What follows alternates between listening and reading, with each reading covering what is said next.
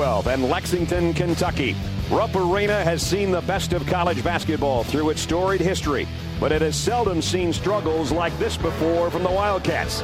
Tonight, number 5 Tennessee and former Kentucky Mr. Basketball Chris Lofton looks to add to the Wildcats' misery.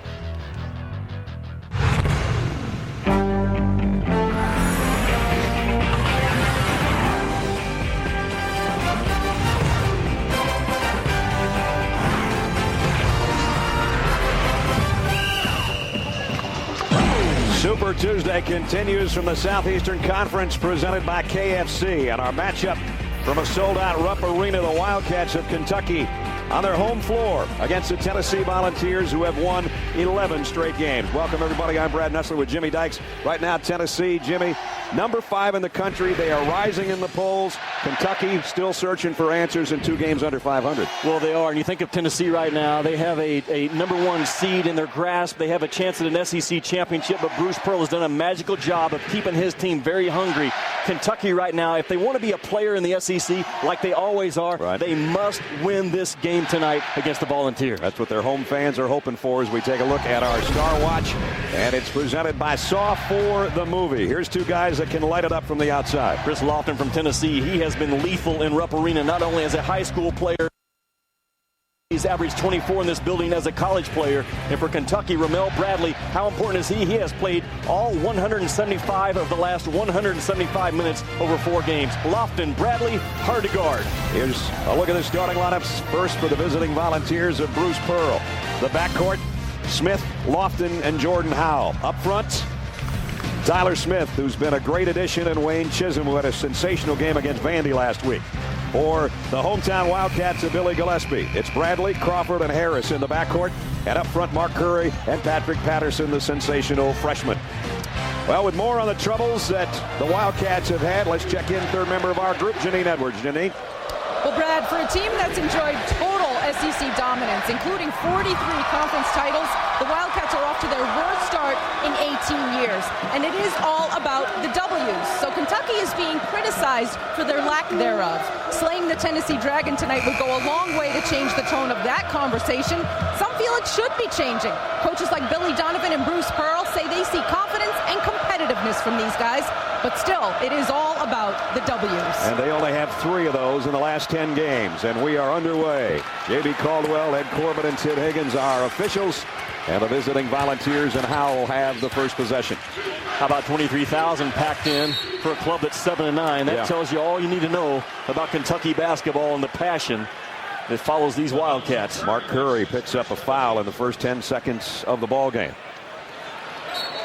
Rupp Arena, where the Wildcats have won 88% of their games over the years. Maybe the home cooking will help them tonight. Here's Chisholm from the outside, just like he did against Vanderbilt last week. He's not afraid to take the outside jumper. The big guy has the opening 3 of the ball game. Such a valuable guy. Makes Tennessee hard to guard when your 5-man can step out and stretch you. Crawford takes it down. He's going to have a chance. No, I was going to say for an old-fashioned 3. Wave it off. Billy Gillespie, his first year as head coach, has been a tough one. 3-time coach of the year at Texas A&M, where they won 20 or more in those 3 seasons. Bruce Pearl in his 3rd season, and what a job. 62-20 in the previous 2 years. And he is the toast of Knoxville. Joanne Smith on the outside. Tipped and rebounded by Curry. I think Kentucky, against Tennessee's pressure, they want to attack and try to score, something they did not do Saturday night against Florida. They were content just to break the press and run their half-court offense. They did come from a dozen down to force that Florida game to overtime, but lost it 81-70 in our Saturday primetime game on ESPN. Whistle and a foul. And they're going to call that one on Chisholm. His first personal. Chisholm had the great game that we saw last Thursday. 18 rebounds against Vanderbilt, a career high. To go with 18 points, by the way. And if Chisholm gets in foul trouble tonight, Duke Cruz is available and expected to maybe play a few minutes. One of the questions I had on Tennessee got answered when Duke Cruz came back from that heart condition. Bradley kicked out on the baseline. Harris with a drive, but he missed the jam. Kept alive by Curry, though. When you have to make those, you know that Bradley, Crawford, and Patterson are going to get points. Anyone else that has opportunities, they must finish near the rim. Curry in trouble. Gets it to Crawford, and there's a hand check foul on Jordan Howell. So the officials right now, looks like it's going to be called very close because all three of the fouls were not very extreme, to be honest with you. Underneath Patterson. Nice feed down low, and Patterson's got the first Wildcat bucket. He is very good at sealing as the ball is in flight to the passer. He doesn't wait for the passer to get it. He seals as the ball is going to the passer. Chris Lofton has yet to touch it. Now he has it way out on top. Former high school star, as Jimmy said, just down the road in Maysville at Mason County High. Here's a kick out to Lofton for three, and he drains it. And when he gets a hot start, especially in this building, look out. Well, overlooked by Kentucky in the recruiting process. Chris Lofton making his last return to Rupp Arena. You know he comes in with an attitude tonight, maybe unlike we've seen all season long. A guy that has been in a shooting slump. Lofton could go off in this building. Nice feed by Bradford down to Curry and rejected by Chisholm. Chisholm's 20th block shot of the year. Brings it back in Tennessee's favor, up by 4. Brad, everyone on the orange jerseys right now, they are all three-point capable. As a result, Kentucky has to really stretch out on their defense and overextend. Here's Lofton guarded by Bradley. That's our Star Watch group. Now it's way out to Jawan Smith from a mile away. Rebound. Jump ball possession arrow is going to go Kentucky's way. And traits of toughness, so important in conference play on the road. And that was a sign of toughness right there. A two-hand traffic rebound for Tennessee early. This is good to see Derek Jasper coming in. Did play against Florida, but he's had injury problems. Had that microfracture knee surgery back in June. He missed the first 10 games. He and Jody Meeks, those guys provide a lot more depth for Kentucky than they have had because they've had so many injury problems on this team really since way back in the preseason. The offense to go through the hands of Patrick Patterson being battled inside. He's being fronted. Kentucky likes to high-low, but it's sometimes difficult because he's only 6'8". Here he is on the dribble against Cruz. I beg your pardon, against Chisholm. 8 on the shot clock. Bradley, kick out. Harris, outside jumper, rims out. Stevenson keeps it alive, in close, and a dunk.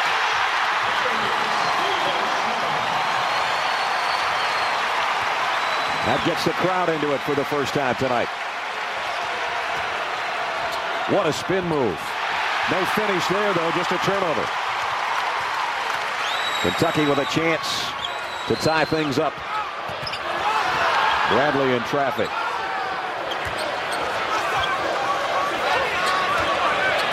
Patterson asking for it on the low block, but they come cross court to Harris. And we're down to 15 on the shot clock. What a good cross-court pass would have worked as Patterson had his man pinned. 6 on the shot clock for Ramel Bradley. Looking for a screen. Going to have to put up a long-range shot for the lead. And the rebound going to be out of bounds to Tennessee. First 4.5 minutes of the ball game. Stevenson down low. With the slam, Kentucky is within 2. Get in the game. ESPN's exclusive presentation of college basketball is presented by KFC. Go to ESPN.com and play Winner Winner Hot Wings Dinner for a chance to win from KFC. All right, Reese Davis with you. Let's get you up to date on Wake Forest and Clemson. In overtime at Little John, Clemson trailing by 1. The freshman Terrence Oglesby bringing rain. 76-73, just over a minute to go in overtime, guys. So Clemson, the hot start, and then the stumbles, and how can they hold court at Little John? We'll find out, and Reese will keep us posted. Tennessee here leading Kentucky, but Kentucky has owned Rupp Arena against Tennessee over the years. Tennessee has won 4 of 32 games at Rupp Arena. And this is the 204th meeting between these two teams. It's the second longest SEC matchup there is. Mississippi State and Ole Miss is the longest, and they get together this week. Jimmy, that's a big game. Huge game. There are several games the rest of this week that I think are pound-your-chest games that teams have an opportunity on a road condition to get a huge win and get some of that extra little oomph you need when you head into the NCAA tournament. Right now, Tennessee is one of the teams on a roll with 11 straight victories. They haven't had a 12-game winning streak in 31 years. 10 on the shot clock. Prince, who just checked in, and he drives and scores. And Tayshawn's cousin comes into Rupp Arena and scores the first time he touches it. Boy, the pressure all on top of Kentucky. And when you inbounds the basketball like Kentucky did right underneath the rim, you're just saying, hey, come and trap me. That close to the baseline, Brad, you're telling Tennessee, come and trap me. Watch what they do here. They don't execute their press breaker. They don't run the baseline properly. And when you inbounds the ball right there, dead underneath the rim, you've got a built-in baseline defender, and the orange jerseys swarm you. So Ramel Bradley turns it over and commits the foul. That's a double whammy as Brian Williams at the free throw line. The big guy, tallest member of the Volunteers team at 6'10". And he makes it a 5-point advantage.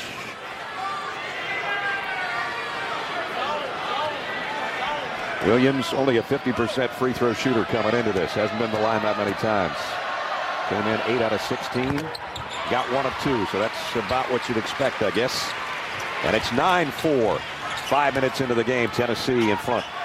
Kentucky has to show right now the ability of their guards to get past the orange jerseys and get to the blue part of the floor. If they continue to play catch and bounce around the perimeter, they cannot win this ball game. They got Patterson setting a pick way out about 20 feet from the hoop. That's not going to work either. And now a foul from behind as Ramon Harris was on the drive. And it's on J.P. Prince, his first. And the ability of Kentucky's guards to do something off the bounce. It showed up last week when Vanderbilt couldn't do a lot of that against Tennessee. They are so good, Tennessee, at locking you down on the ball with pressure and containing, which is very difficult.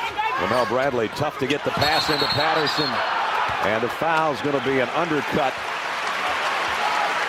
on Ramar Smith. Patterson went as high as he could, and he had nowhere to land.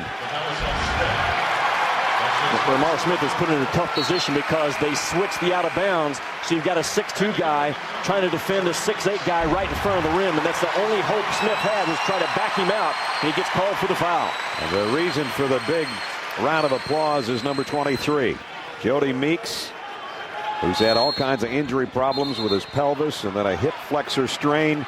He played but fouled out against Florida. But they haven't seen much of him in Rupp tonight, the 6'4 sophomore out of Norcross, Georgia. So already we've seen Jasper and Meeks, and we didn't even see either one of those guys the last time we had Kentucky. Another tough inbounds pass. And Patterson goes up and almost scores. He did draw another foul.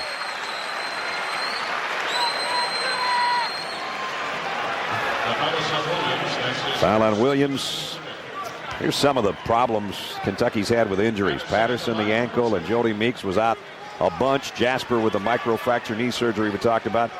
Shoulder problems for Carter. Crawford had a knee. Harris a foot. Porter had a concussion early in the preseason. You start adding that up, and your depth goes right out the window. But it's getting healthier at a good time, at least, for Billy Gillespie. Patterson trying to talk that one in and can't. And he's a pretty good free throw shooter. And Brad, they are a completely different team when Meeks and Jasper are on the floor with Ramel Bradley and Crawford and Patterson in the middle. They play small ball with 4 guards and Patterson on the interior, but they are at their best with that lineup. Meeks is a tough kid at 6'4". Patterson got the second of 2. 3 for Patrick. The lead is 4 for the Volunteers. That flex baseline cut by Tennessee.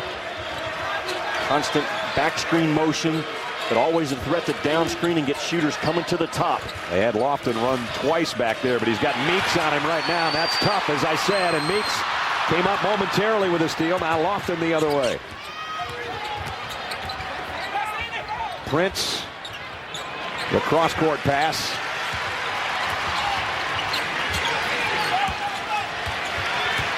Tennessee lives off making threes and making layups. If you take one of those away, you've got a chance to stay in the game. Lofton for 3. Rebound's going to come off to Jasper. Kentucky can cut it to 2 this trip. Patterson wants it down low against Williams. The kick out, Bradley had it blocked by Prince on the outside.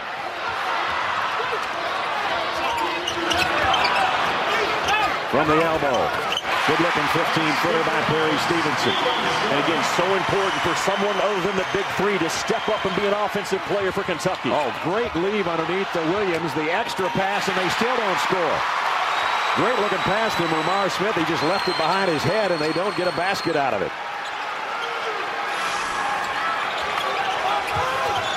We have not been tied. Kentucky has not led, and now they do. Because of the bad wheel that Jasper plays with, Brad, he's not a threat this year to go off for the bounce. He is a threat to spot up and knock down threes. 10-9 Wildcats, and everybody in Rupp is up. Lofton trying to quiet him with a finger roll, and does. Chris Lofton with 5. Tennessee keeps you spread, and you come and run out of control at the three-point shooters. It opens up driving lanes. Need some help in the backcourt. Patterson's got to come way back to help out. And now Bradley will bring it up with 12:20 remaining in the half. Tennessee by 1. And this is Bruce Pearl's first time to go against Billy Gillespie, so he will have to adjust his pressure on the fly because there's no film to go back and study for Bruce Pearl to know what to expect coming in.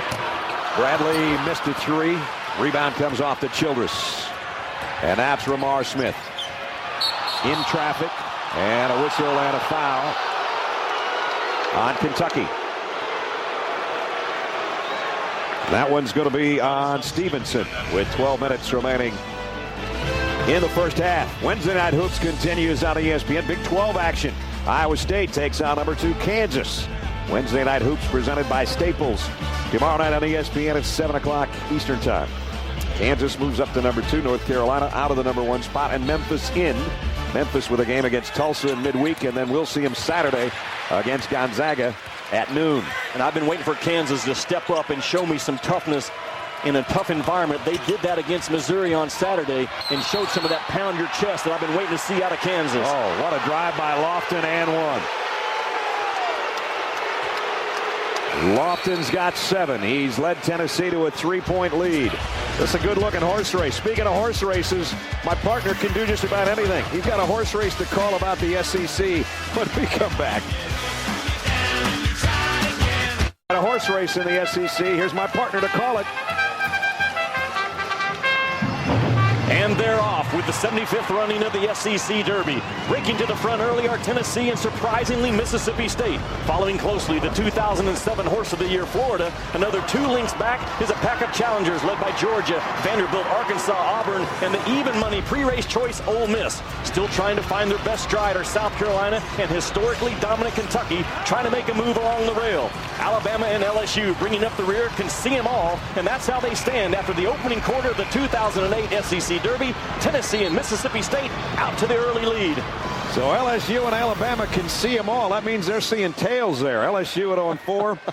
South Carolina, Kentucky on the bottom of the East. That was a pretty good call. Where'd you learn all that? Most importantly, we're just at the quarter-mile mark of a mile race. So there's a long ways to go, but certainly Tennessee and Mississippi State, they have jumped out in the front of the pack. But all those horses, man, forget about what their view is right now. It's what their view come March is what really matters. And Janine, I think you know probably who some of the lead horses were in that race. You're our horse expert. Yeah, that's true. It's amazing how horse fever takes over when you come to the Bluegrass State. I want to know if you guys know what race that was. That was the Derby, wasn't it? It was the Derby, and that was Street Sense that you were looking at, but I have a feeling Curlin might sneak up on them at some point. Curlin last night named Horse of the Year, right? Absolutely. He, of course, won the Preakness and the Breeders' Cup Classic last year, guys. Tennessee hoping to be this year's version of that. Chris Lofton completed the 3-point play. He's got 8 to lead all scores. Again, the guys in white have to be able to get by the guy in orange with a basketball to make something good happen. There it is. Jody Meeks for 3. In and out. Chisholm with a rebound. But that was a good look for Meeks. Kentucky will take that kind of offense the entire game. Chisholm, nice feed down low. Now the kick out, the extra pass. Tyler Smith spinning inside with a left hand. Got his own miss. 3 times a charm. Brad, I think Tennessee plays harder than anyone else in the game right now consistently. It shows up right there, getting that second and third opportunity in traffic rebounds on the road from Bruce Pearl's team. Tyler Smith, watch this. Missed it first, had a partially blocked, got it back, missed again, and stayed with it. And he outjumped 4 guys and had a third chance at it and scored. That is the effort they bring, not for 38 minutes or 39 minutes. They bring it for 40 every time they lace them up. They're on a 7-0 run right now, guys. Tennessee leading by 6. And they might add to it as Kentucky gives it up on a turnover. Tennessee forces 21 turnovers a game, and they get 25 points off those turnovers. Here's Lofton, the kick out, wide open 3, but off the mark. And it's Derek Jasper with a rebound. Almost the midway point of the first half.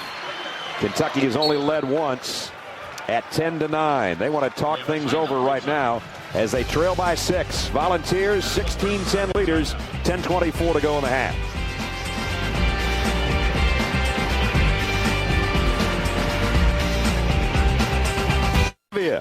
In Lexington, Kentucky, the fans hoping for their Wildcats to pick up a win. Right now they trail 5th-ranked Tennessee by 6. Kentucky was the number 2 choice in the SEC East behind Tennessee. Tennessee has lived up to its preseason ranking. Kentucky has not. Chisholm switches out on Bradley. Somebody's got to be open. Patterson down low for the flush.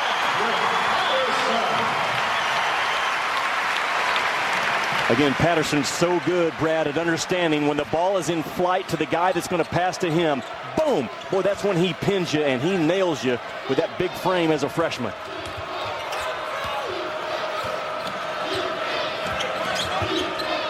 Lofton missed the 3. Rebound is going to be Patterson. Patterson is the number 6 rebounder in the SEC at about 8 a game.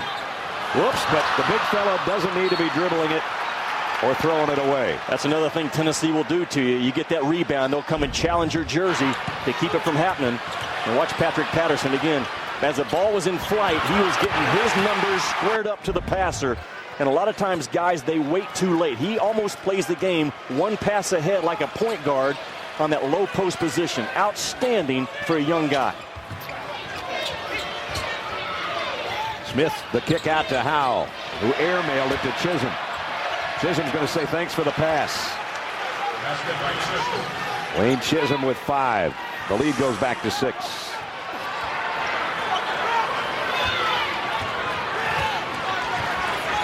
It's Meeks, Patterson, Bradley, Crawford, and Stevenson on the floor for the Wildcats. There's that 45-degree angle that Kentucky likes to trigger their offense. They need to do that tonight because Bradley's struggling just straight on man pressure right now. Meeks dribbling into traffic, trying to muscle one up, and does, and scores.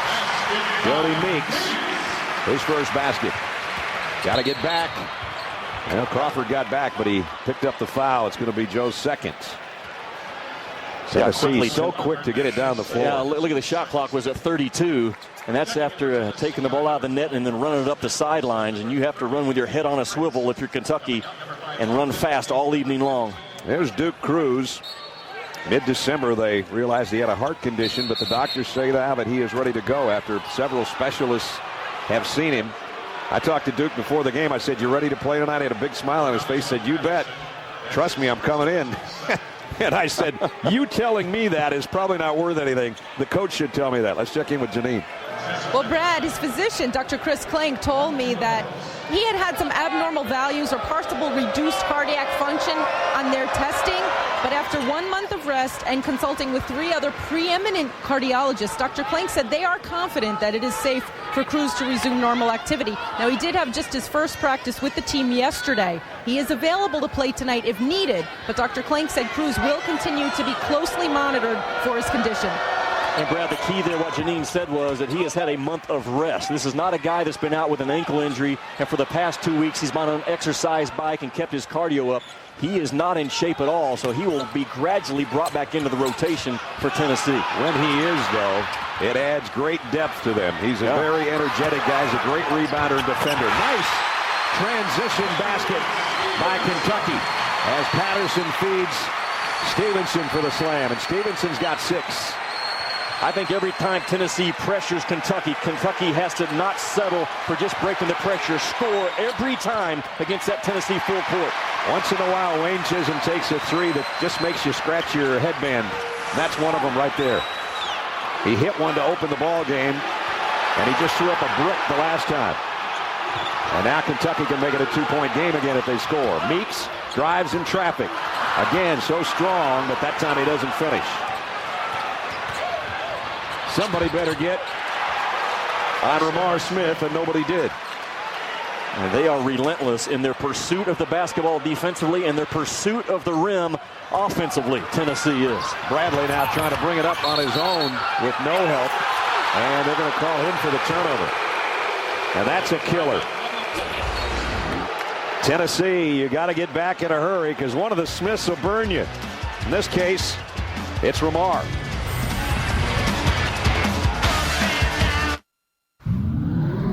Reese Davis with your SportsCenter 30 at 30 update. Tom Brady no longer in that walking boot. One day after being photographed wearing one, the Patriot quarterback apparently no serious injury to his legs. He gets ready for the Super Bowl. Sidney Crosby, on the other hand, the star of the Penguins, out 6 to 8 weeks while the Pens are in a fight for the Atlantic Division lead. SportsCenter coming up after the game. Stay current with ESPN News. And Clemson over Wake Forest, a game in overtime. The Tigers trailed in the second half, but they win it 80-75 to go above 500 in the ACC. Rivers with 19, Oglesby with 13, guys. All right, Reese, leave Tom Bradley alone. He deserves a day off with his girlfriend, whether he's limping or not. Boy, how about the attention he had coming out of Giselle Bundchen's apartment today? Yeah, huh? going in and coming out. He had nice flowers. Yeah. You got to love that. Yeah. Very polite young man. Knows when to take flowers. But, you know, he's been gone a few days, kind of busy playing football and stuff. He's getting the kind of attention that Chris Lofton is going to start getting in this ball game defensively. Nice job by Stevenson with a block on Prince. Gives it back to Kentucky. Kentucky has 11 bench points. They've done a nice job with their guys off the bench. Tennessee has only 5 from their bench.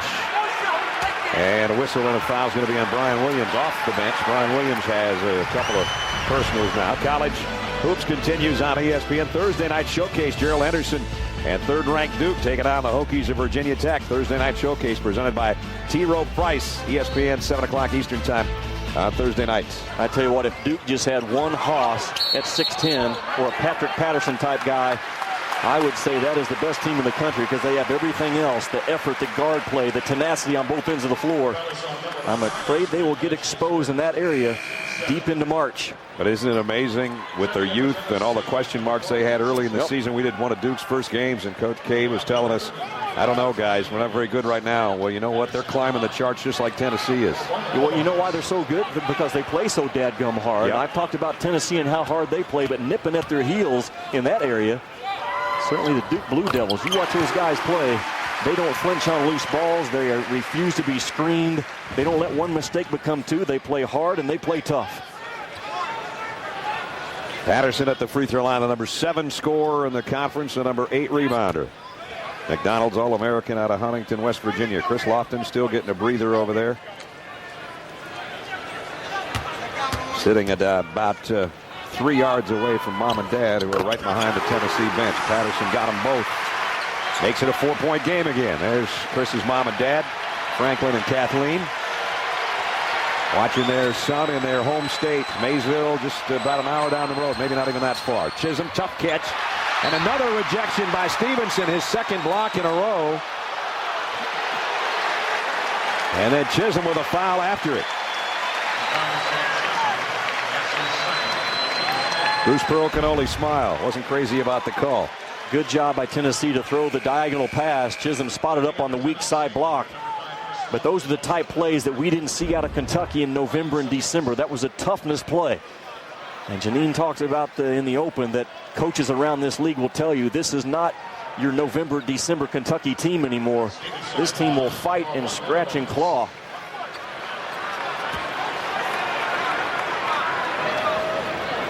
Well, Billy Gillespie has been telling his team he wants more of an attacking mentality. He said in their last 2 games, the defense was deplorable, especially on the perimeter. He said today he wants 2 guys guarding the ball at all times. Today they worked on stances and footwork and tweaked their full court press offense, guys. They have hustled well tonight. They have only led once. If they're going to get the ball back on a walk by Prince, that's only the 2nd Tennessee turnover. You talk about a team that takes care of the ball and forces turnovers. What Tennessee doesn't have a lot of tonight, they lead the SEC in assists, and I think they have 1 assist the last time I looked. Well, Kentucky is doing a good job of not only the primary defender on the basketball, but someone else is being the shadow defender. That's what you mean by 2 guys covering the ball, and Kentucky has done a good job of it early in this game. Kentucky's got to get Ramel Bradley involved offensively somehow. Either that or get it down to the big guy like that, but he missed in close. And Childress with the rebound. So now Kentucky has missed 2 gimmies at the rim in this ball game. Lamar Smith left it in a weird spot, but Prince was able to find the reverse layup. That Tennessee runs so hard every time, and as soon as you don't run with that same energy and passion, Tennessee will put 2 on the board quickly. I still think they're the fastest getting down court as Joe Crawford has his first basket. I think Tennessee getting up and down the court after a missed shot is as fast as anybody we've seen. Yeah, it is. And they do it every time. But Joe Crawford just hit the biggest shot of the night for the Cats at the 5:45 mark. His first basket's made it a 3-point game. And it's really hard to really get out and pressure Tennessee because they like for their guards to be this high out on the floor. It plays into how they want to run their offense. The team in orange is very difficult to overplay and pressure because of it. 8 on the shot clock. Lofton on the right wing. Lamar Smith with the basketball, trying to find an opening, and instead Ramel Bradley comes up with a steal. Here comes Kentucky with a chance to make it a 1-point game or tie it up. And inside, a great feed by Patterson to Stevenson.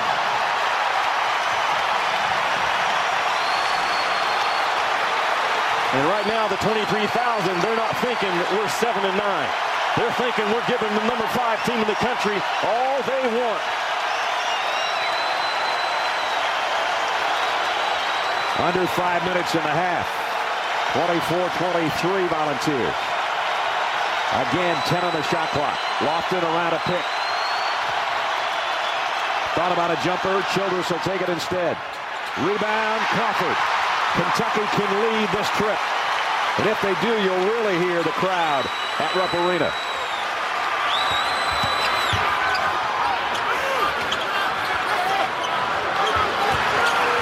Bradley has yet to score. And he's a threat now. There's the 45 angle that he's so good at working off of up top. Stevenson for the lead. Airmail and out of bounds. Could not have gotten a better shot if you're Kentucky. You execute your 45, shake, pick and roll angle. The low guy rolls high, a wide open 15-footer, and barely draw iron. That's the first one Stevenson's missed. He was 4 for 4. And he had hit one from about the same spot on the right elbow. That one might have been a little bit of nerves in mid-flight when he let that one go, knowing that it was for the lead. He'll come out and Jasper will go in. Brad, watch Kentucky's defense this trip.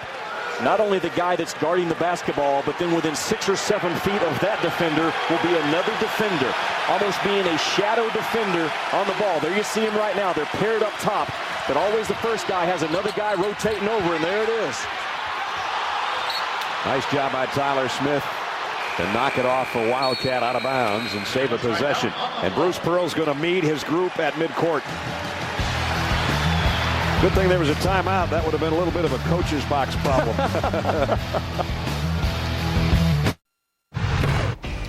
I'm Reese Davis. Coming up on the UPS halftime report, an overtime thriller in the ACC. Clemson had to do a little extra work against Wake Forest. Wisconsin thought it had a cakewalk against Michigan, though the Wolverines had other ideas. And for the first time in more than a quarter of a century, Drake is ranked. Will they take a hit early on? Hubert Davis joins me. We'll see you in a bit. All right, Reese, I don't know if Jess is from Knoxville or if her dad lives in Louisville. I can't tell, but inside the play presented by Toyota, partner. Kentucky doing a great job with shadow defenders in this ball game. Hold it right here, guys. This is the shadow defender right now. He's not responsible for the guy with the ball, but his eyes are locked in. He's the shadow defender. and he's deleting the drive as a built-in shadow defender. Now as the ball is swung, hold it right here again. Now this becomes your shadow defender. Not responsible for the basketball primarily, but as a shadow defender, he's going to rotate over. And what you're trying to do against Tennessee, Brad, you either take away their threes or you take away their layups. That shadow defender right now for Billy Gillespie is doing a good job of taking away the layups from the team in orange. Try to take one away on the inbounds, and they are unable to. Jawan Smith scores for the first time tonight. Here's the on-ball pressure. You get good depth. That's an out-of-bounds trigger guy. Gives you good vision, and you can do some damage if you attack. But Kentucky, they get it in, and they walk the ball up the floor. That's not what Kentucky wanted to do. Kentucky has out-rebounded Tennessee by 2 here in the first half, 15-13. Neither team shooting that well from the floor. Both sub 50% on the night. What a season so far, huh, for Tennessee basketball. Memphis number 1, Tennessee number 5, Vanderbilt number 13. Austin Peay out of the Ohio Valley leads their league. The only one from Tennessee not having success in January right now is former Senator Fred Thompson. Everyone else is on a roll in that state. You got that right. Meeks missed from 15, and Lofton tracked it down in the corner. It's a hell of an actor, though. Very good. He is struggling right now in January. Chris Lofton for 3. He can run for governor probably in the state of Tennessee. In this building, over the last 2 years in college and in high school, there has not been a better shooter to come in than Chris Lofton. Lethal in Rupp. The 04 Mr. Basketball in the state of Kentucky out of Maysville and Mason County High School. Maysville, there you go. Your state champions of Mason County High School. They got a Miss America there in 2000. George Clooney's from there.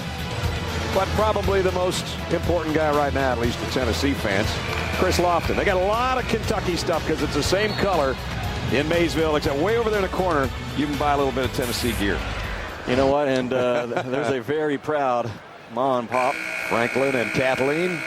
But to forecast Chris Lofton's high school jersey on display there in his high school, just next to that is an open area in that same trophy case that they are saving because they expect Darius Miller, who is also from Mason County High School, to someday have his jersey retired just like Chris Lofton, and he will be playing for Kentucky next year. And somewhere down the line, Chris can take his number 5 and hang it in the rafters of Thompson Bowling Arena. 3 minutes and change remaining. Every time Kentucky's made a push, they've gotten it as close as 1.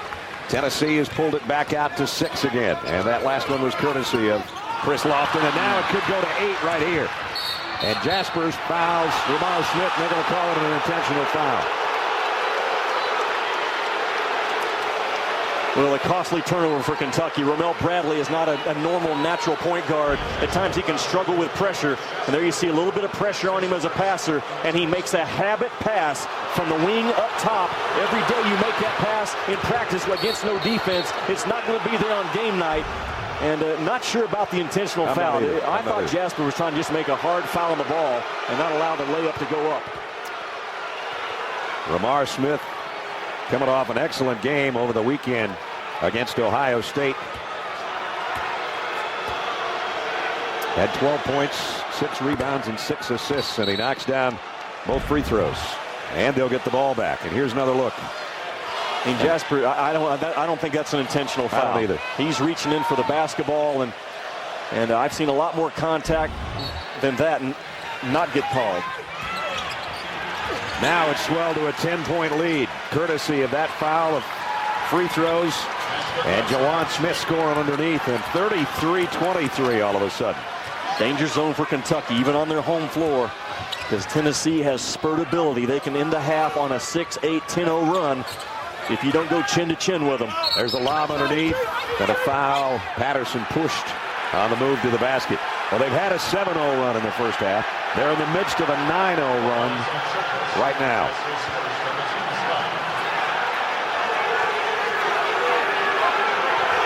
Patterson will go to the free throw line, where he's 3 out of 4, which is about his average on the year. He's had 3 20-point, 10 or more rebound games this year. That's a school record for freshmen here at Kentucky. We think all the great players they've had, and he's still got a long way to go. I'm not sure what it says about the kind of day he had, but In warm-ups, I walked past him and he was singing, "Ain't no sunshine when she's gone." Now, I don't know if that tells you what kind of day he had or not. I think his choice of music's good, I'll tell you that Great much. choice of music. I hope it's not his life story right now for his sake. At least he wasn't singing the blues. No, he wasn't. A little bit. Ramel Bradley, who has matched Jamal Mashburn from the 92-93 season with 6 straight 20-plus games, got an 0 for going tonight so far. And he has to get into the paint in this ball game. Tennessee, if they continue to delete the drive of Kentucky, they're going to win this ball game. Kentucky has to adjust and get into the blue part of the floor more times than not from here on out. You've done a horse race and you've sang "Ain't No Sunshine When She's Gone." Is there anything else you'll do before halftime? Not before this halftime. Okay, all right. We'll wait for the second half. For you folks just joining us, Jimmy Dykes starring tonight in several capacities. But right now it's Tennessee starring with an 8-point lead. Tyler Smith, turnaround jumper, tough shot, rebounded by Jawan Smith, and he walked with it. I know he walked to the basketball, but again, the problem for Kentucky, Tennessee is getting all of the 50-50 balls when they're on the offensive glass. That, to me, is a sign of a hungry team, and that's how I describe Tennessee. You got a bunch of kids out here, Brad, that were not recruited by the Kentuckys, the North Carolinas, the Dukes, the UCLAs, and they play the game with that chip on their shoulder, and that's what I love about these kids in orange. Patterson got it back to Bradley, but Smith right in his hip pocket. See, and the side was cleared out for him to go by, but he doesn't have the ability to go by right now. Here he is, pull up 17-footer, and finally he gets off the schneid with his first basket of the ball game. Back to his 6-point game with a minute and a half to go in the half.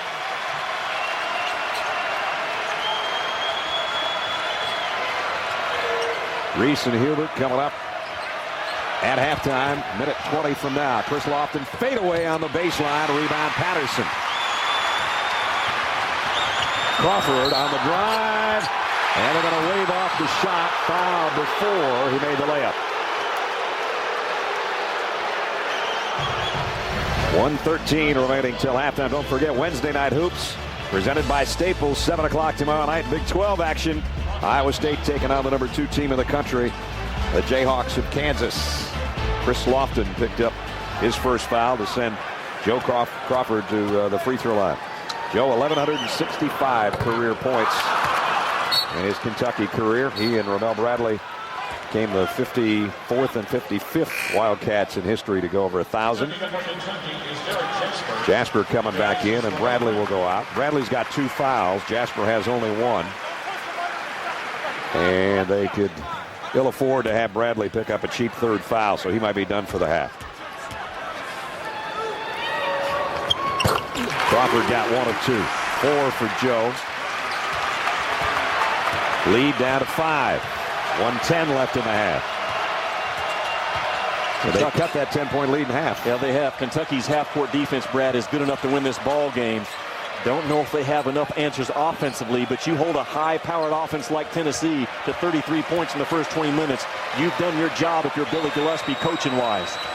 And it's that shadow defender that's been a big story. They'd love a stop here. Lofton, can he be stopped? They swat it out of there by Stevenson. Yes, they come up with a block. They can make it a 3-point game before halftime or better. There's about a 6-second difference on the shot clock and the game clock. Stevenson's been blocking some shots tonight in the first half. But Kentucky without a true point guard on the floor, and Tennessee's not going to back off their pressure. It could be exposed. This is going to be a foul on Jawan Smith.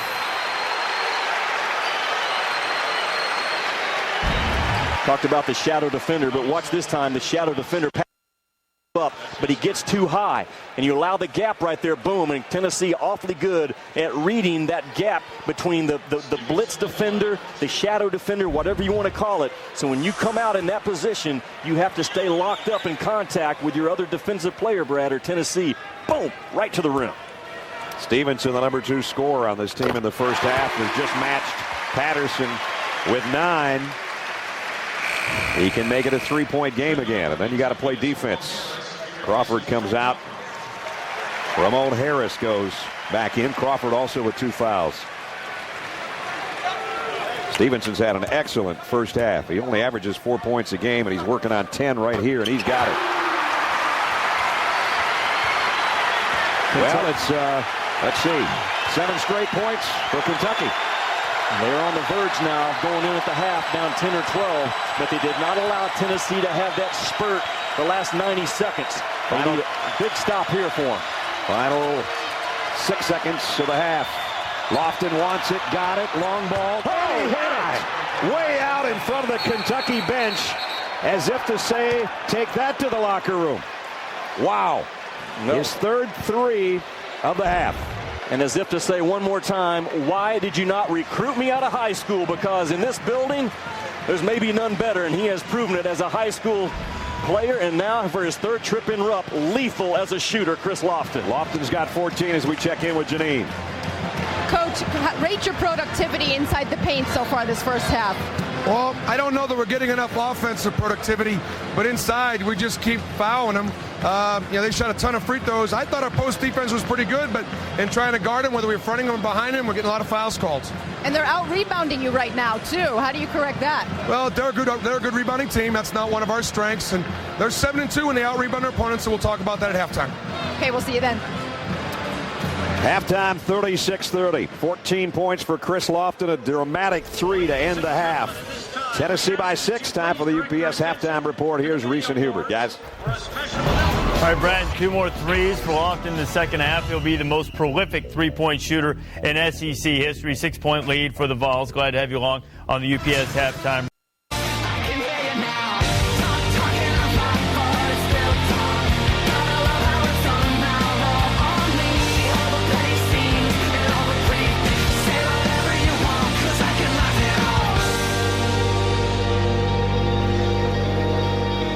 Super Tuesday at Rupp Arena, presented by KFC.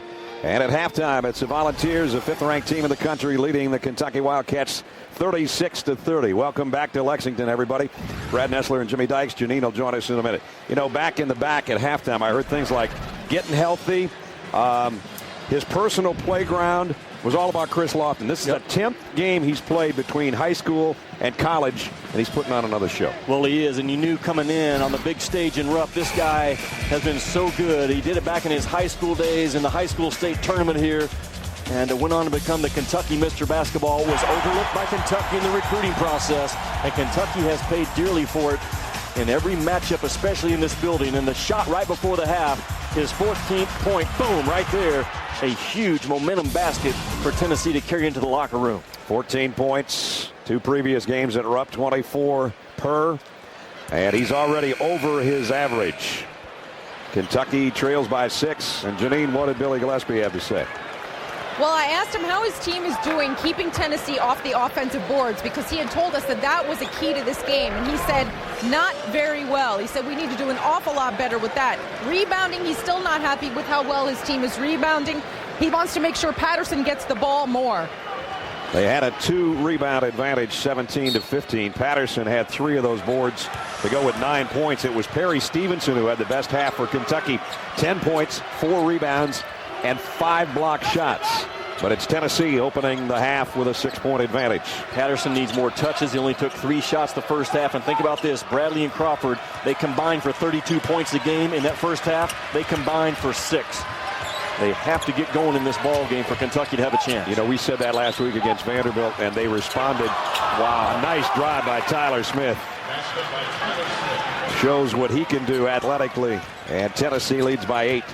But you're right, Ramel Bradley and Joe Crawford have got to come to play in the second half, or I don't think Kentucky's got a prayer. You can't cover more ground quicker than what Tyler Smith just did off of one bounce of the ball.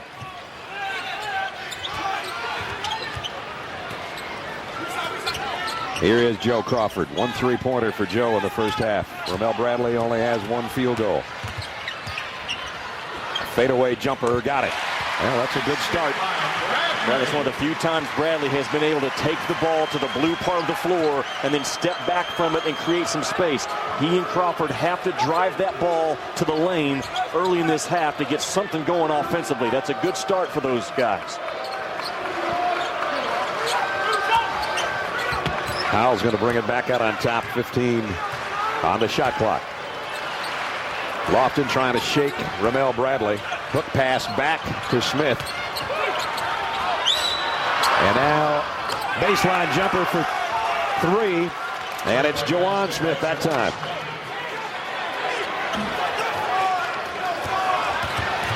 Talk about quieting the crowd in a hurry to open up the second half for Tennessee. Because of all those three-point weapons on the floor for Tennessee, they always have an understanding there's going to be a shooter in the opposite corner. They drive the ball for others, not for themselves, 3 out of every 4 times. Ramel Bradley in the lane. Collision, no foul. Harris, now there is a foul. Looks like it's going to be on Lofton. And that'll be his second. Statistically, Lofton, 14 points. Points in the paint, 20 to 7 advantage. Stevenson's had the big night for Kentucky so far. Here's Ramon Harris, scoreless. Still is. We're in a big week. From tonight on, you're going to see 4 of the top 5 ranked teams on our air this week.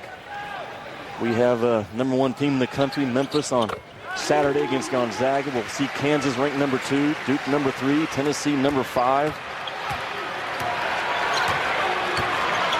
And if you can go on the road in conference play, to me, that's a sign of you can pound your chest when you walk off the floor and get that little extra whatever it is that you need on Selection Sunday heading into that tournament.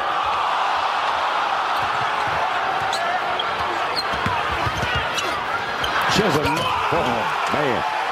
Over and around Patterson. He is a man around that rim, and the strength now behind him with Duke Cruz coming back. There's a lot of things that going for him. Patterson, nice move inside. A turnaround in the paint. He's got 11. The lead, though, momentarily matched the biggest of the night. 10-point advantage for the Volunteers. Pull-up jumper. That was a heat check for Jawan Smith. They hit a 3 on the baseline. That one rimmed out. Bradley trying to push it.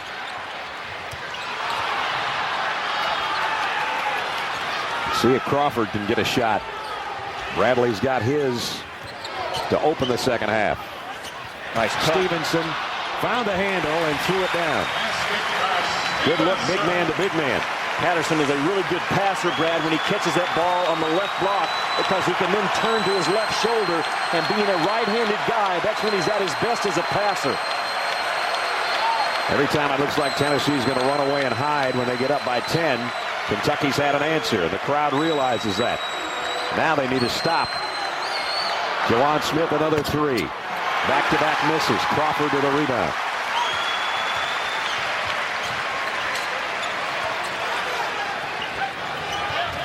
Nice cut for Bradley, and the bounce pass from Stevenson. And it's down to 4 minutes into the half. Brad, a terrific job of Kentucky not fighting pressure with pressure. You take your guy one step higher and get a backdoor cut, and now the Kentucky guards are starting to do a little bit of stuff going towards the rim, and their offense is starting to come around.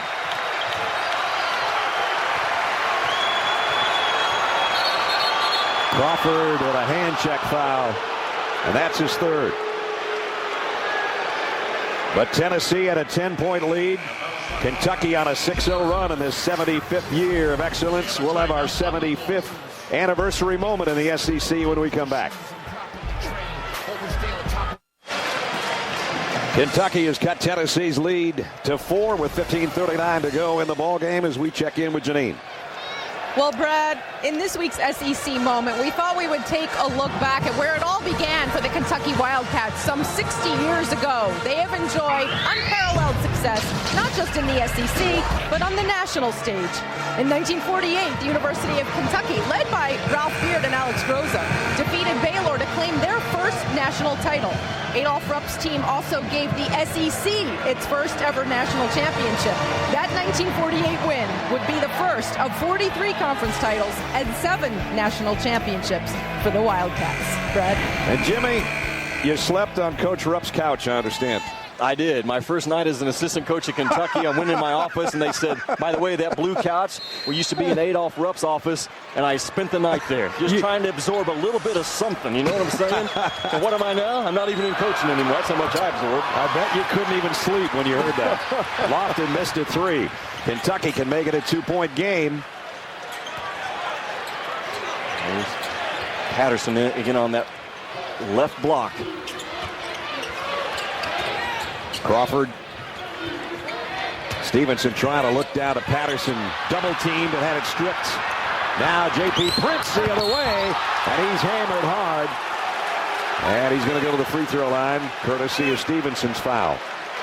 Boy, Stevenson just not tough enough to make the pass up top. You cannot allow guys to climb on top of you right there if you're Stevenson. And then trying not to let one mistake become 2. He comes back down and fouls hard at the rim.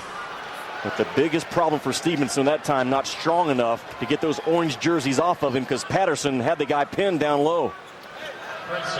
So J.P. Prince, a native of Memphis, who started off his collegiate career at Arizona before transferring. And I mentioned earlier, a cousin of Tayshaun Prince, who, of course, was a star here at Kentucky and now stars for the Detroit Pistons. J.P. only a 51% free throw shooter. Tennessee, that's their one flaw, really. I think if you look at it as a team, they're 9th in the conference in free throw shooting at about 65%, whereas Kentucky's number 1 at 76%. He got the second. 5 for J.P. Prince. The lead is 5, and we're 5 minutes into the second half. Loose ball, Kentucky turns it over. And a finger roll by Ramar Smith off the glass. And the press is right back on, face guarding all positions. So they've changed up their look now, Bruce Pearl after the half. Pull-up jumper for 3 for Crawford. Stevenson trying to keep it alive, and does. But did he step on the sideline? Yes. Stevenson, great hustle, but turns it over. Watch this finger roll by Ramar Smith. Well, they're so aggressive off of turnovers. If they come up with one, that they're going to get a shot off because they trust that their teammates are going to be there to clean up a miss. They are so tough at going towards that rim when they get that turnover. 25 points a game is what they get off of. It's kind of a shot you might see in a pickup game a little more often than an SEC game. And there's those high guards again for Tennessee by design, trying to stretch you out. And now Ramar Smith throws one away. That's the first Tennessee turnover of the second half. Tennessee great at defending the three-point shot. They're the best the SEC has. And they've taken away good looks by Kentucky from that part of the floor. Bradley, 3 won't go. And Williams with a rebound. And again, Tennessee just that quick to get it up court. Ramar Smith, 2 bad passes in a row. First 2 turnovers of this half. Don't forget, coming up tomorrow night, Wednesday Night Hoops presented by Staples, Big 12. You'll see number 2, Kansas, at home. They'll take on the Cyclones of Iowa State.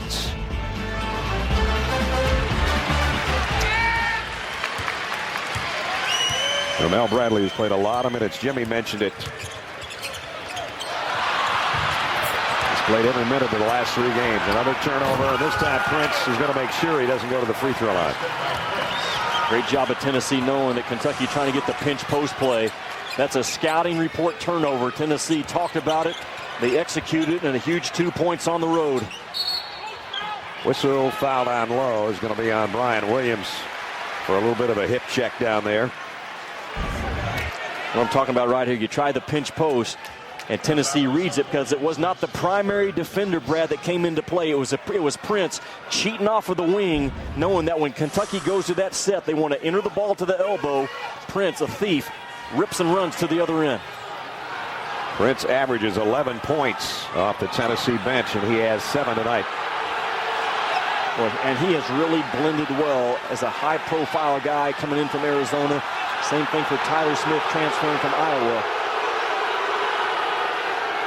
And I like this because what you have Kentucky trying to get depth right now against the pressure. You want to back up as far as you can when you're inbounds in the ball against those orange jerseys. Ramel's trying to clear out the cheerleaders so he can get some room. Patterson.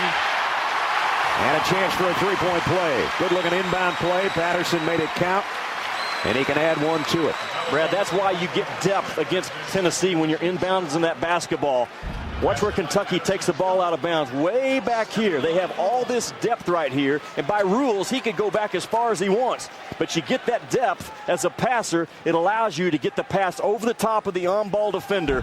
If Kentucky crowds that baseline, they can't make that play. Great job at utilizing depth as a passer on the inbound. That's a big three-point play. We'll sort of circle at the 13-20 mark because it's made it a 6-point game again.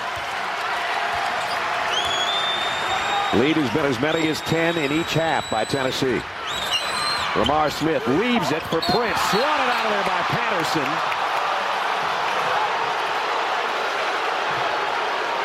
And the foul, I think, is going to be on Harris.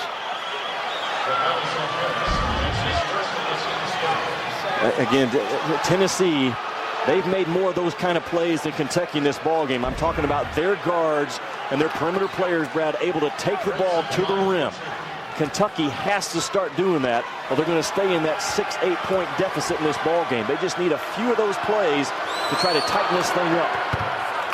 And Prince knocks in another free throw. Jasper will come in. Harris goes out. Williams sitting down for Tennessee as Chisholm comes back on the floor for Bruce Pearl. And now on a made free throw for Tennessee, you know some type of full court press is going to come.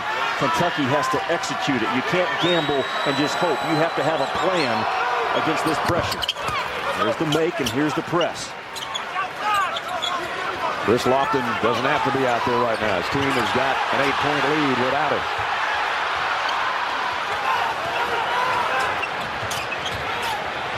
Bradley trying to get it down in the low block, got it back and got it to Patterson the second time. But it all started with Kentucky's ability to break the pressure, and they did a great job of executing their press breaker, bringing their bigs, their guards screening for one another and running the baseline. It all started with what they did off the inbounds. Well, this crowd is trying. 23,443, most of them in Wildcat blue, and they're trying their best to make it a problem for Tennessee. Bruce Pearl senses that, says let's talk it over. Tennessee by 6, 12.5 to play.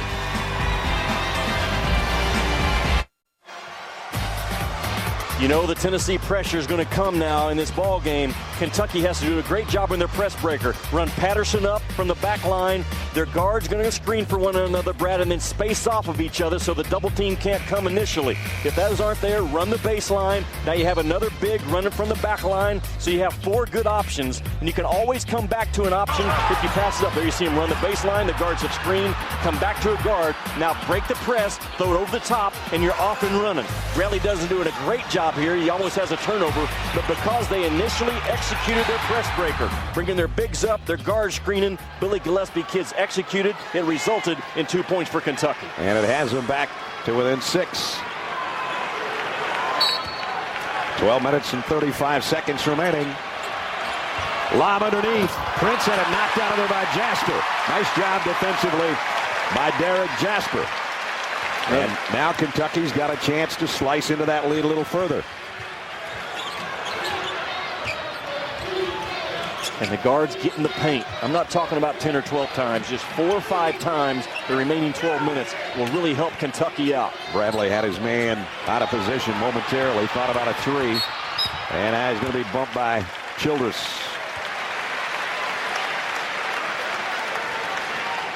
No reason to foul Bradley 30 feet from the floor because he has not shown aggressiveness with the basketball coming off of the pick and roll situation. So Childress bailed him out with a hard foul. Fresh shot clock for Kentucky. Crawford has been very quiet tonight. 1 field goal for Joe Crawford, averaging 16 points a game. Here he is, long 3. Got it. He is at his best working off of a headhunter screen. When he goes inside to come outside as a shooter. And there it was. Down to 3.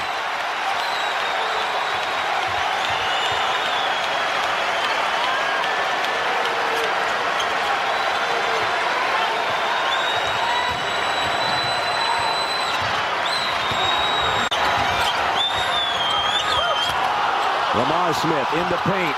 Trying to get it to Chisholm. Blocked out of there. Bradley runs with Crawford. Pull up for the tie. Got it!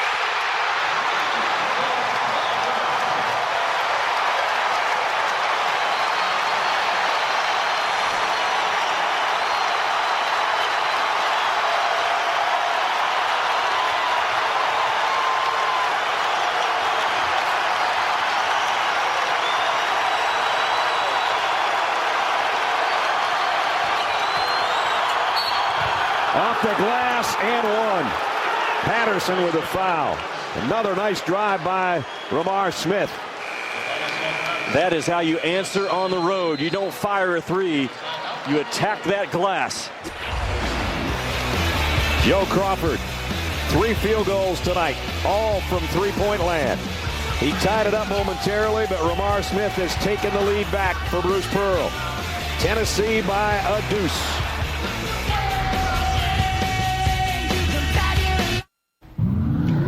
Time for a SportsCenter 30 at 30 update. And apparently Tom Brady has given the boot to the walking boot. He was photographed without one on the apparently ailing foot, as Dan told a radio station in New York.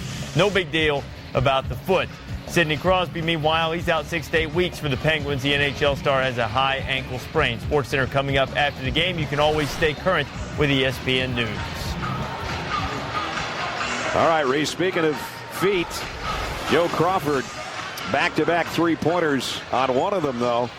On his follow-through, he sort of landed on his teammate and then patted himself on the top of the head as if to say, "Get me out of here, coach, I hurt my ankle." Watch him land on Stevenson, and down he goes. So does the three-pointer. And as he backpedaled to go play defense, he was saying, "Coach, I got to get out of here." But he came down and hit another three that tied the game momentarily at 50. So they retape him, and he's still on the sideline, but 2 huge shots. Meanwhile, Tennessee leads by a couple. And Janine, I know you were near their huddle on that last time out. Yeah, that's right, Brad. Coach Pearl was stressing poise and patience and confidence for his Tennessee Volunteers. He said, "We've been in these situations before. Just stay poised, continue to guard well. You know you can do this." They have won some close games. They've had some blowouts. They're 16-1. They're ranked 5th in the country, but they're in a cat fight right now at Rupp Arena, where they have had trouble over the years. Stevenson picks up his 3rd foul. That's his second and the team's 5th. Beg your pardon, that's on Smith. That's his 2nd.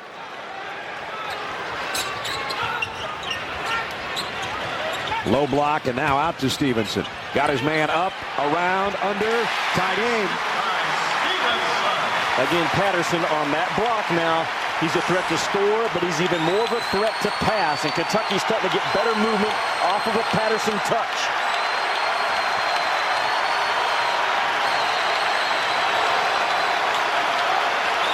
Chris Lofton back in for the Volunteers. He had some kill shots in the first half with 14 points.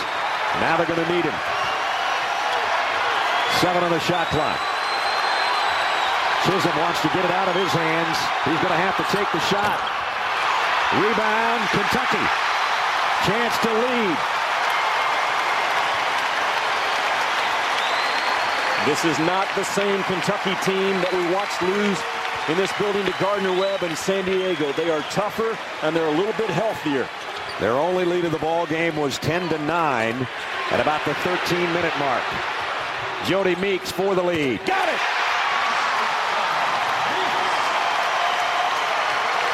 Meeks is a guy that can get into the lane. Crawford can shoot threes, Bradley can shoot threes, but someone has to be able to shoot some 15-footers against Tennessee. Meeks is the guy. I know it sounds a little silly, but it's Kentucky's biggest lead of the night. 54-52, 9 minutes remaining. Three-pointer, Jawan Smith, no go. Patterson the rebound.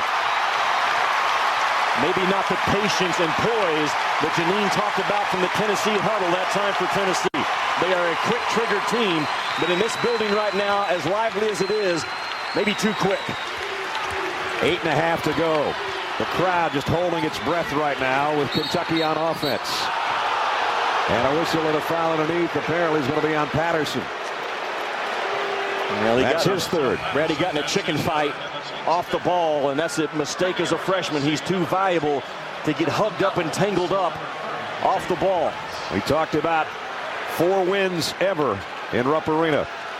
And the 204th meeting between these two teams may come down to the last couple possessions. When it looked like Tennessee was going to run away and hide, Kentucky said, not yet, not tonight, not on our floor.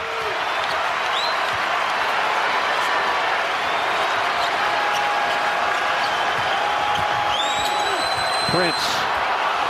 Tyler Smith got his man in the air and drives. Rebound loose. Jasper's got it. Jasper is a great defensive rebounder for a guard. Meeks pull-up 3. Would have been huge. Lofton the rebound. And watch out for number 5. He might take it coast to coast. He lost the handle. And timeout was taken by Tennessee.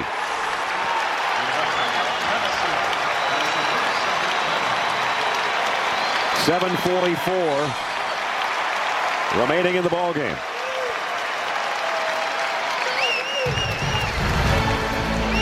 Well, we hope that Thursday night showcase presented by T. Rowe Price is as good as this one. We're talking about number 5 Tennessee here. We're talking about number 3 Duke there. They'll take on the Hokies of Virginia Tech. More college basketball on ESPN coming up on Thursday night. Well, Tennessee comes in here. They have never, Jimmy, done this well as far as they've never started 17-1. Maybe they won't, but a lot of good games on tap this week. Well, and these are games that I think you have an opportunity if you're Dayton, Washington State, Ole Miss, Gonzaga at Memphis on Saturday, Georgetown at West Virginia. Those are pound-your-chest opportunities for those teams. And what I mean by that, Brad, if you're going to be a factor come March, I'm talking a major player, I think you have to have that pound your chest like Joe Kim Noah, but you have to earn it. Tennessee can get a little bit more of that tonight. I know it's Kentucky, but it is in Rupp, and this is a different team. If they can win this ball game, they can walk out of here with just a little bit more of that we belong. Right, they're 3-0 in the conference. They haven't started 4-0 in conference play in a quarter century. Whistle and a foul on Stevenson, his third. 7 minutes and 40 seconds. Bruce Pearl's team down now after leading by 10. Can the Wildcats keep it going? Stick around. We'll find out together. ESPN's exclusive presentation of college basketball is brought to you by Toyota. Moving forward. This ESPN telecast is available in high definition on ESPN HD, presented by Olivia. 23,443 in Rupp Arena tonight. Very few are clad in Tennessee orange. And right now, it's been a tough year at Rupp Arena. And if they can hold on to this lead, it would be a huge feather in the Wildcat cap, because you take a look at the most losses in a season at Rupp. Well, they're getting close already. They're 7-9, 1-2 in conference play, and coming off an overtime loss to Florida. And Billy Gillespie in his first year talking to Tim Higgins over there on the sideline. Boy, this would be a big one if they could hold on to this lead. But we have a long way to go. 7:40 remaining. Kentucky shooting very well this half and rebounding the ball well throughout the game.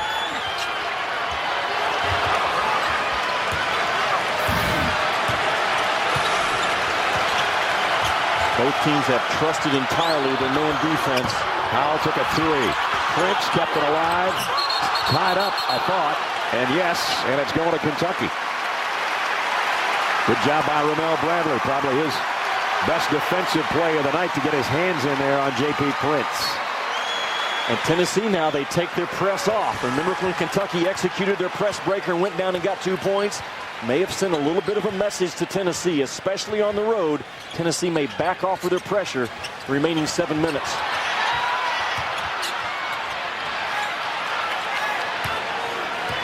Kentucky's next shot will come under the 7-minute mark, more than likely. Nice pick by Patterson. Bradley trying to run out of trouble in the corner. 6 on the shot clock. Crawford, long ball. Shot clock was winding down, but that's about the extent of anybody's range. That was way out there. And Lofton has been just covered up in the second half. Number 5 in orange, as good as he was in the first half. No factor right now. And offensive foul on Tennessee. Going to be on Prince. You see Prince coming right here and just steps to the left and gets too much contact. And official in great position to make the call. Bruce Pearl, he coaches his press, Brad, off of gut instincts. His gut instincts right now are telling him to back off the full court pressure. That helps Kentucky in this ball game. Patterson throws his shoulder. One hand, hook shot, got his own miss. Flying in there and then rejected by Chisholm. Lob underneath. Ill-advised, but they got it back. Nope, no basket. Before the make by Tyler Smith, the foul going to be on Joe Crawford, and that's trouble. That's 4. You talk about a rebound out of your area. That is the classic example of it right there by Patrick Patterson. And then Chisholm rejected it, and on the other end, Joe Crawford has 4 fouls. That's not good. And he'll come out. Ramon Harris will come in. But Ramon Harris certainly not the scoring threat that Joe Crawford is, as Joe limps to the sideline, still favoring that ankle that he turned earlier on a 3-pointer. And now Tennessee with substitutions. Their best pressing team is back on the floor. If Prince converts the free throws, the press will be set. He lost his own rebound. It's still loose. And Tennessee's got it back.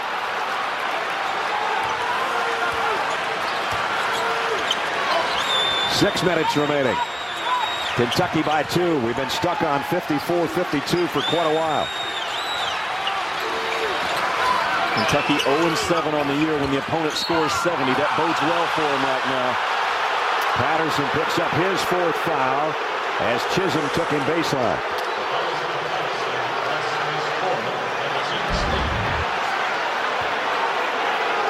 No, Patterson, because his arms got out in front of his knees just a little bit. The foul was called. You have the plane of verticality, but you have to make sure your arms are going straight up, and they got out in front of his knees, Brad, just enough to allow the call to be made. Jimmy, you know this as well as I. Wayne Chisholm is not a good free throw shooter at all. Tonight he's 3 for 3. But this is the big one now, because if he makes it, I anticipate Tennessee coming back with their full court press. 39% free throw shooter, is 4 for 4 on the road in the SEC. Not bad. We're tied at 54. Another trait of toughness. Conference play on the road. Can you make free throws? And here's the Tennessee press. Again, Bruce Pearl with his gut instincts tells him, come back at it again. We were never tied in the first half. We're tied for the 3rd time here in the second half with less than 6 minutes to play. Brad Nessler, Jimmy Dykes, Janine Edwards from Rupp Arena, sold-out crowd. Number 5 Tennessee with their hands full against unranked Kentucky. Bradley got in a little too deep, I think, but he found an open man in Meeks. Tyler Smith, those long arms for the rebound.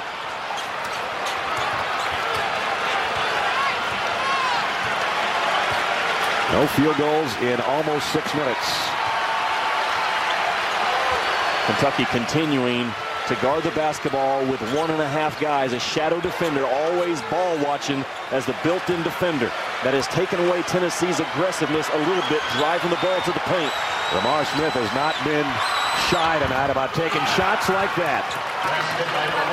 That is the 3rd shot that you wouldn't want a lot of guys taking in a game of horse, and he's given Tennessee the lead back. And he did it through contact, because Kentucky had helped defenders slide over, but Smith just tough enough to go right through it. After about 6 minutes without a field goal, the 6'2 sophomore out of Mount Clemens, Michigan, takes the lead. And when Tennessee has the lead with 5 minutes left, they're pretty good under Bruce Pearl. And think about it, Brad. You're talking about a club that comes in shooting from the free throw stripe only 65% as a team. Normally, teams that shoot 65% don't have those kind of numbers attached to them 5 minutes or less. But because Tennessee plays so hard, and I think they have that it factor, that toughness, that confidence, that poise, and that we belong here mentality, that swagger, why they're so good those last 5 minutes. Especially number 4. How about Chisholm? Tonight doing a little bit of everything. Not rebounding as well as last week, but not many nights you're going to have 18 boards. That was the opening 3 of the ball game. There's One of his 3 blocks on the night. Here's a steal. There's a jam. I think more importantly, he hit 4 free throws in a row. And he's not the biggest guy in the world, 6'9", but he plays so hard. And he's given his team a 2-point lead, along with that last field goal by Ramar Smith.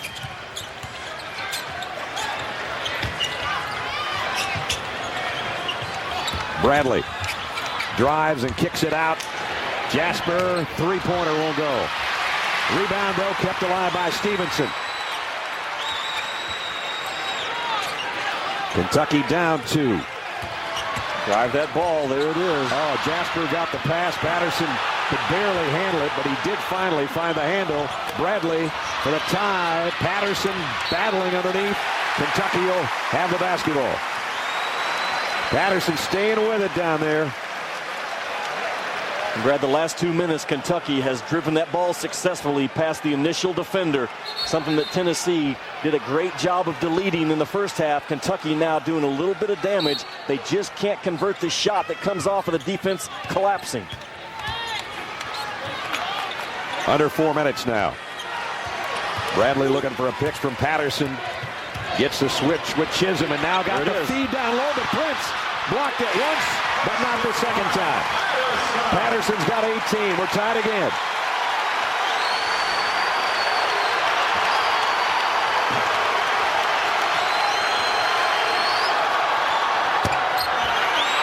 Rebound, Bradley. Poise and patience on the road. Tennessee has to stick with it. The game has already been decided how it's going to be played. It's a tractor pull. Tennessee, that's not how they want to play, but they're forced into that game, and they're going to have to buy into it. Bradley's foul en route to the basket.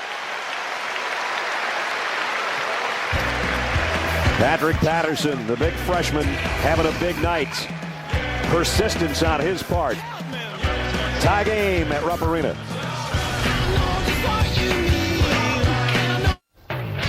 That's it. Sports Center coming up after the game. Scott Neal right here. Hey, is women's doubles the only tennis left for Venus Williams at the Aussie Open? And we've got a couple of ranked teams that needed overtime to get wins. We'll find out if it's going to be 3 down there in Kentucky. Back to Brad and Jimmy. All right, Scott, Neal, we'll see you guys shortly. We've got 3:17 left. And as Scott said, will another ranked team have to go to OT?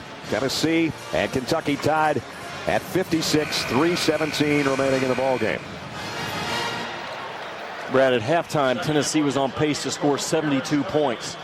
Kentucky is 0-7 this year when the opponent scores 70 or more. So Kentucky in the second half, they've slowed the game down. All those horses that were out in the sprint mode early in the half, now they've all kind of slowed down going into that backstretch, and that favors Kentucky. I'll tell you one horse I wouldn't count out is number 5. Chris Lofton hasn't scored this half, but he made Rupp Arena his playground in the first half. And he's not done yet, I don't think. Ramel Bradley's the number 1 free throw shooter in the SEC. He's at the line. Doesn't even move the net. Patterson with 4 fouls, getting a breather here. Bradley trying to give Kentucky another 2-point lead, which would be their second of this half, and does. 58-56, Cats.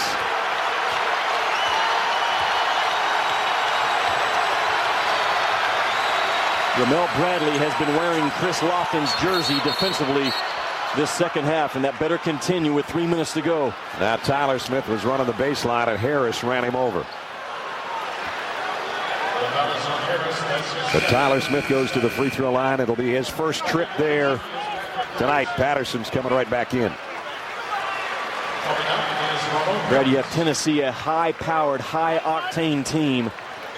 And to be at that elite level, at some point, you have to win games when you're out of your comfort zone. Right now, Tennessee with a score in the 50s, that's not the style they want to play. But to be elite, you still have to find a way to win those games. Can they do it with that number 5 ranking beside their name right now in Lexington? Tyler Smith trying to tie it up again.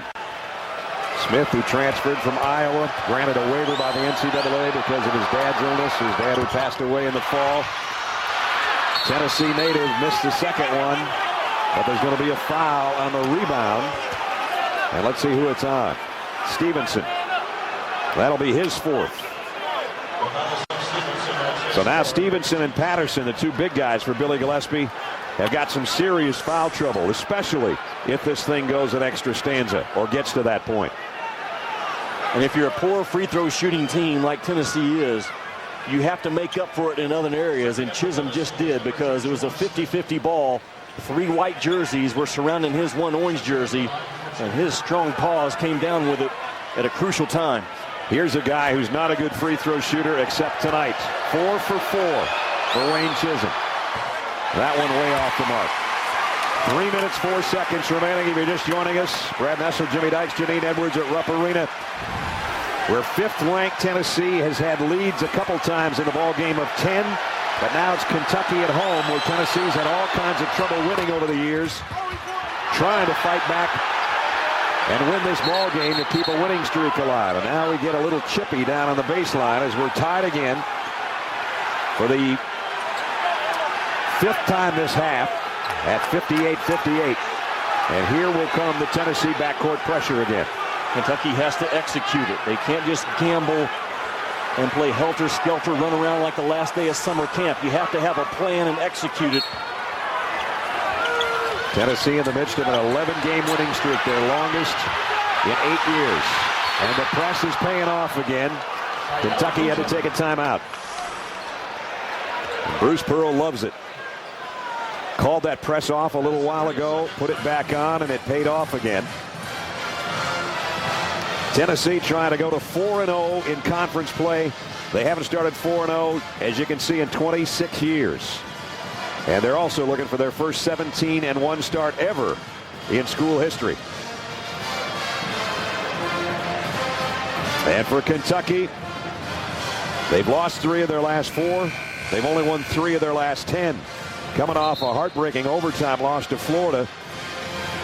And their last losing season, I'm afraid to say my partner was part of it. I was. Yep, I enjoyed every one of those 13 wins I that bet year. you did. Coach Played Gonzaga tough, didn't they? On the road. Defensively, they stayed in that ball game. You and I with a monster game Saturday when Gonzaga treks into Memphis to take on the #1 ranked team in the country. Hope you join us at noon on ESPN for that one. Now, Tennessee, they won't have the same look twice in a row. They'll change it up, and there they go. They just back off of it. They always keep you guessing and keep you uncomfortable with their full court press. And Bruce Pearl just sort of smiled as if to say, I forced you to take a timeout, and now we're just going to backpedal.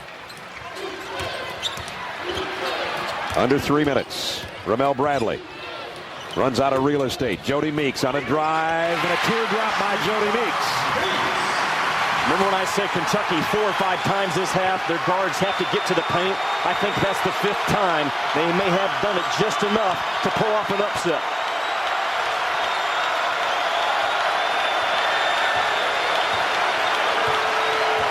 Ramar Smith on the dribble. Goes all the way in on Meeks. Rejected by Patterson. Out of bounds. The shadow defender once again comes into play for Kentucky. Always guarding the basketball with a primary defender and a secondary defender coming in to challenge you at the rim. This time, it's Patterson sliding off. 13 seconds on the shot clock as Tyler Smith will inbound for the Volunteers. And we have a hold and a foul on Ramel Bradley. Wrapping up Chris Lofton. Lofton, an 84% career free throw shooter. He has not scored this half. Brad, excuse me, that's a huge mistake by Kentucky. Tennessee was almost deep in the corner, which is what North Carolina had a real problem trying to get a shot off against Maryland. So you bail Tennessee out by fouling a terrific free throw shooter. 15 points for Chris Lofton. Mom and Dad looking on. Dad smiling. Mom looks a little nervous.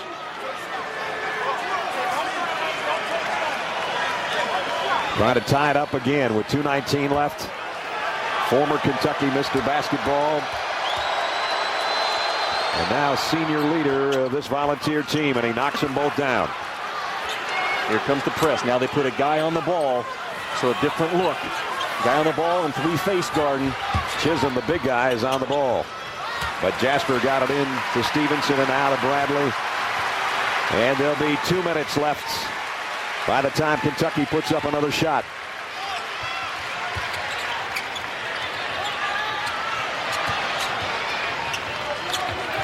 Remember, Patterson is a passer from that left block if he gets a touch. There's the touch. Over Chisholm with a hook shot. Good looking shot, just didn't drop. Now Tennessee with a chance to lead. 1:45 left. And Tennessee went on the road in a tractor pull. Lofton for 3, missed it. Jasper tracked it down ahead to Bradley. 2-on-1 with Meeks. Bradley does it himself, and it's a blocking foul on Ramar Smith. I don't know if Bradley had enough room to give that up, but it looked like he did on the break. Well, I think he did. I think he should have given it up, because right here he gets out in front and he has a guy trailing. Give it up right there. He had a layup on the left side, and Bradley kept that ball instead of giving it up, and now he has to earn it from the free throw stripe. Again, Bradley is not a natural point guard. A natural point guard on the floor for Kentucky right now would have made that simple play. Guy that's played every minute of the last 4 games. And the #1 free throw shooter in the conference. He's #1. Crawford's #2. On the other side, Lofton's #5. So we've got some guys that can win games in pressure situations from the charity stripe. And Ramel Bradley's one of them. Bruce Pearl said when he got the job, he would wear the orange blazer to play Vanderbilt, the in-state rivalry, and to play against Kentucky, because that's who we want to become. He's got his shot again right now with 1:24 to go. He's going to have to get that baby dry cleaned tomorrow, I'll tell you that much. Tyler Smith missed a 3. Rebound, Ramel Bradley. Kentucky by 2, and Bradley's got a bust out of a double team, and he drew a foul. The minute 14 to go, Kentucky going back to the line.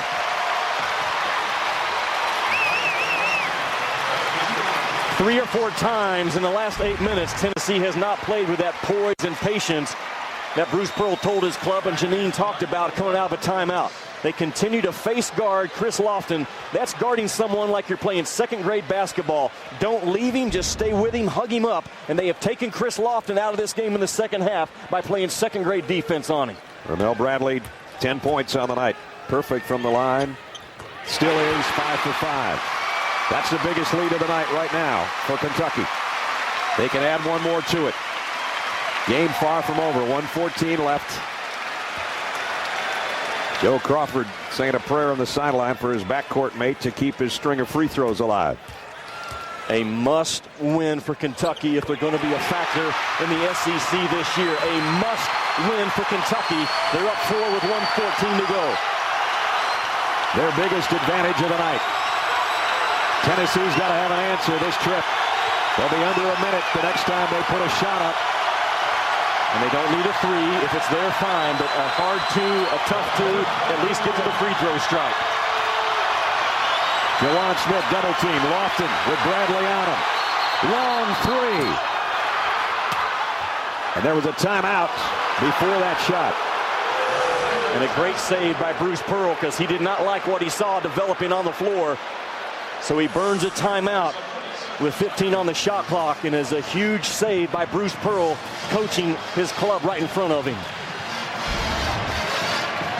Here's what I'm talking about, that shot clock winding down, Brad, and Bruce Pearl knowing that I don't like what I see. Kentucky blitzed me, took me out of a clean look. Timeout right now, because he knew Lofton was going to be forced to fire a contested shot.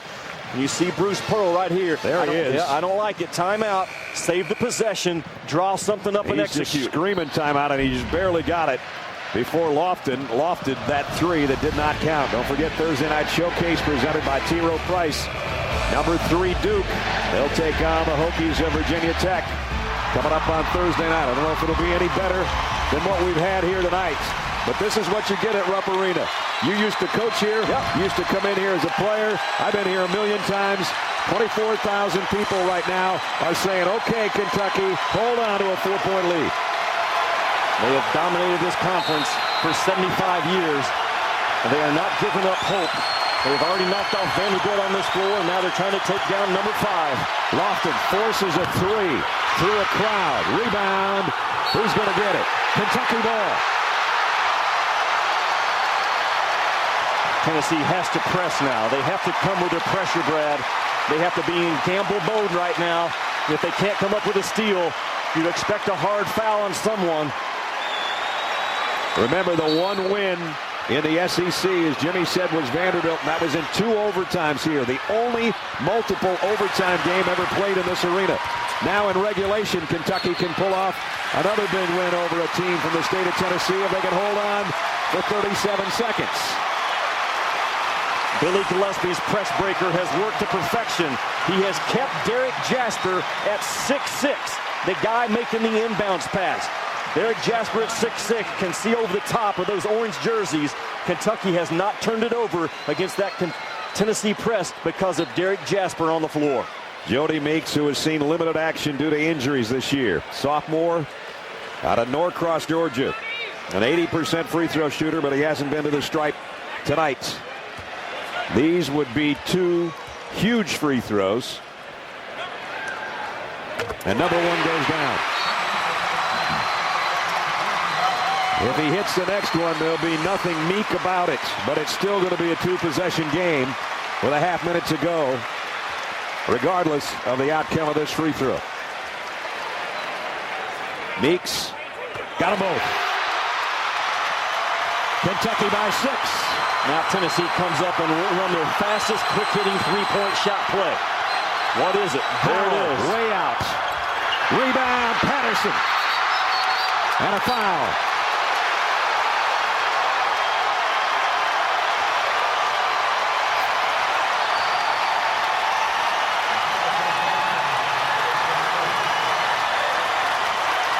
Brad, the Big Blue faithful is 26 seconds away from everything being okay for one night. They have not had a lot of everything's okay for one night so far this season. This would be huge for Billy Gillespie and his club trying to hang in the SEC. They'll worry about South Carolina tomorrow. Right now, they're still worried about Tennessee for 26 seconds. Patterson rips it.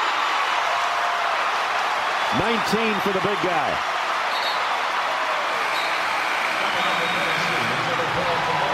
This is what makes Kentucky still Kentucky. I'm not talking about a run at a national title.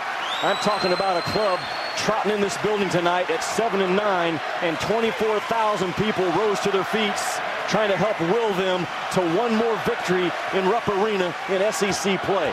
That is what makes Kentucky still Kentucky at times. Patterson got both. 25 seconds to play and Kentucky by 8. Through a crowd, Smith tips, miss. Still loose. Everybody scrambling on the deck with 14 seconds left.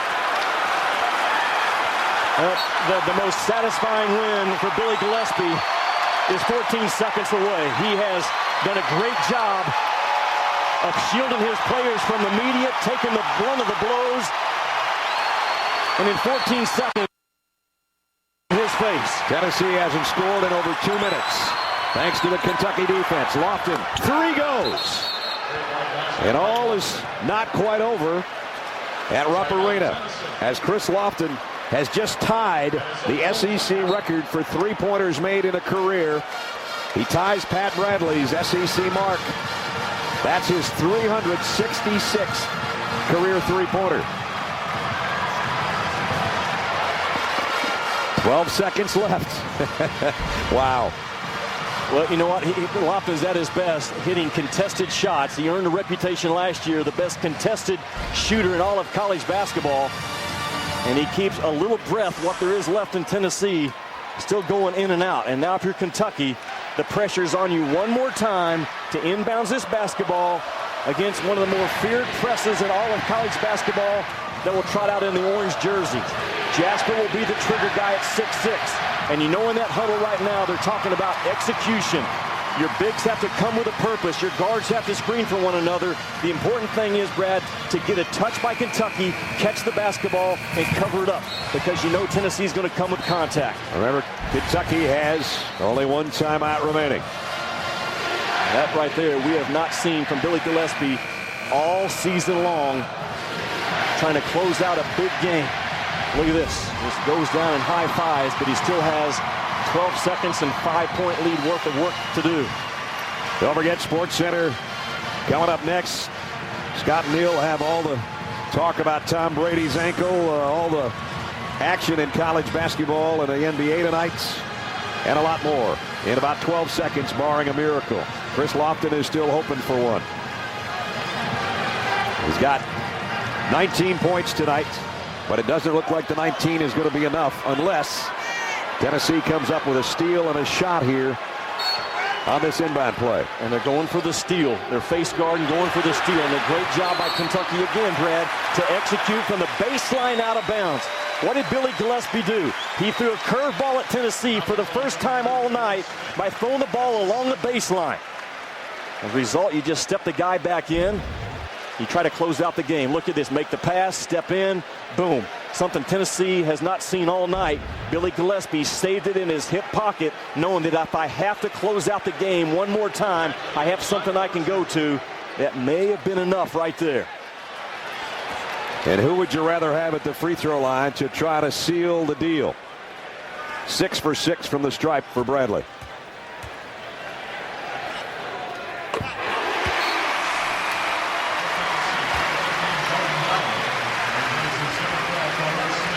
Not going to get to the 20-point mark again tonight as he has for the last 6 games, but his free throws are going to look pretty darn good in the box score tomorrow morning. Got them all. 10 seconds left. Kentucky's going to win it. Lofton. And there is the #1 3-point shooter in Southeastern Conference history. But unfortunately for Chris Lofton, it's not going to be enough tonight. A record-breaking shot on a night when Kentucky is going to beat the #5 team in the land.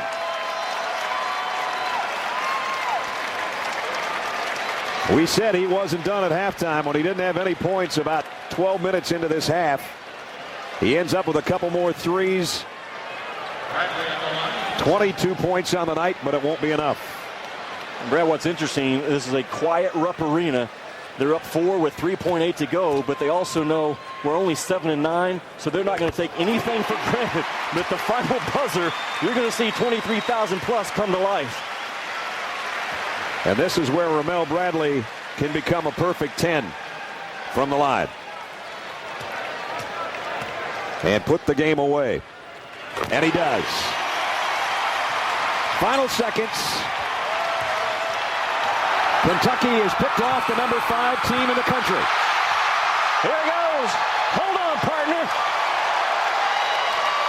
Toughness by Kentucky, and they got the game in a tractor pull type situation tonight. They slowed down that orange horse that was into a sprint mode early. As Jimmy said, for at least the moment, happiness in the bluegrass. They'll worry about South Carolina tomorrow. Tonight they can celebrate an upset of Tennessee. Kentucky wins it. 72-66 is the final. For Jimmy Dykes, Janine Edwards, Brad Nessler saying so long from Rupp Arena. This has been a presentation of ESPN, the worldwide leader in sports. I think Scott and Neil have waited long enough. SportsCenter is next.